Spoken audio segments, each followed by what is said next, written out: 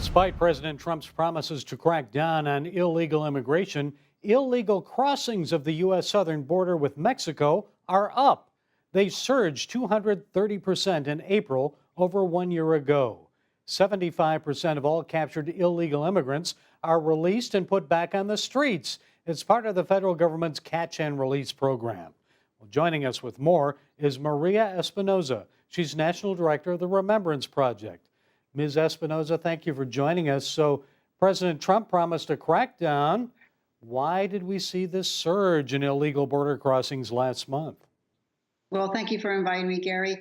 Yeah, absolutely. There was a surge 2 months in a row that was over 50,000. And as you know, President Donald Trump has an America First agenda and is determined to secure our country.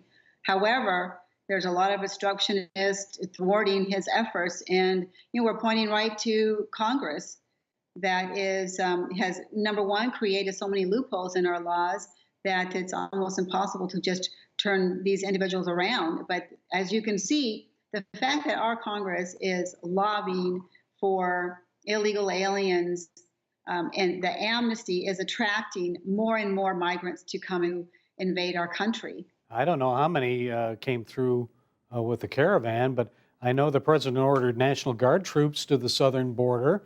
So what difference are they making? They're helping wherein the National Guard will be able to assist with administrative duties in order to allow for the agents to be along the border and actually make the arrest and the turnbacks and detain these individuals. So, that helps. However, as we know that, when people come here and claim asylum, this credible fear, our laws state that we're supposed to assist them. However, those individuals should have stopped and sought asylum in Mexico. So Mexico is responsible for part of this as well, giving these individuals visas for 120 days to pass through their country, knowing that they were coming here to the United States. So they're aiding and abetting as well, the Mexican government. But also the Mexican government has set up centers of defense here in the United States to assist their nationals in thwarting our laws and remain here illegally in our country, which is absolutely wrong. I know the president took Homeland Security Secretary Kirstjen Nielsen to the woodshed for not doing a better job of tackling the border problem. So was President Trump's criticism fair? How would you rate her performance? Well, absolutely fair. She's supposed to be the sheriff of the country. Now, when you have these migrant caravans, taunting our laws, you have to come down pretty strong on the side of the law. Either we're a lawful nation or we're a lawless nation. And keeping Americans safe is key, and that's her job.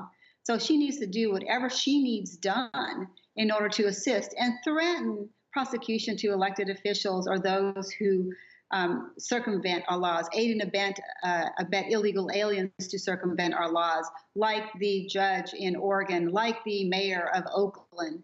These individuals need to be made examples of and prosecuted under Title 8, Section 1324, which was what ICE Director Tom Homan was asking for, and rightly so. Otherwise, this will never end, Gary. We give asylum, we give amnesty. The talk of amnesty on the Hill that Paul Ryan is orchestrating now through the Queen of the Hill resolution is a discharge summary, discharge petition.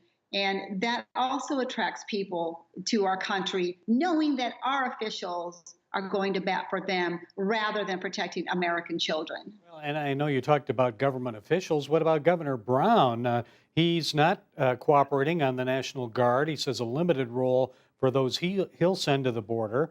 And then he, of course, has this order making the whole state of California a sanctuary state for illegal immigrants. What do you think? Absolutely. So wrong. He should be in jail. Absolutely should be prosecuted. And look at the good Californians are rising up and protesting against this illegal action by Governor Jerry Brown there in California. There's over now, I believe there's over 30 municipalities that have opted out of the SB 54 law. And the first city in the Los Angeles County, Santa Clarita, opted out of that illegal law, and it looks like there's more to come. And all of this, Gary, was started by one mayor in Las Alamitas with a population of under 12,000, Troy Edgar. It took one person just to stand up and say, I've had enough. We're not taking this anymore. We want to be a lawful nation. And look how it snowballed. I know MS-13 is a big problem. Illegal immigrant members of the Salvadoran gang recently were involved in the random killing of a legal immigrant in Woodbridge, Virginia. I'm sure you're aware of that. So, what needs to be done to lessen that threat? Well, Gary, look, you're having a big election coming up here for the senatorial position there. And, Corey Stewart, in my opinion, is the only candidate that will stand for the law. So he is well aware there being a supervisor there or superintendent of the Prince William County area and has done an excellent job in lowering crime there. So we have to make good choices. We need all Virginians need to educate themselves and understand that we are in an imminent threat here with the MS-13 gang membership that has increased and the uptick in MS-13 gang violence.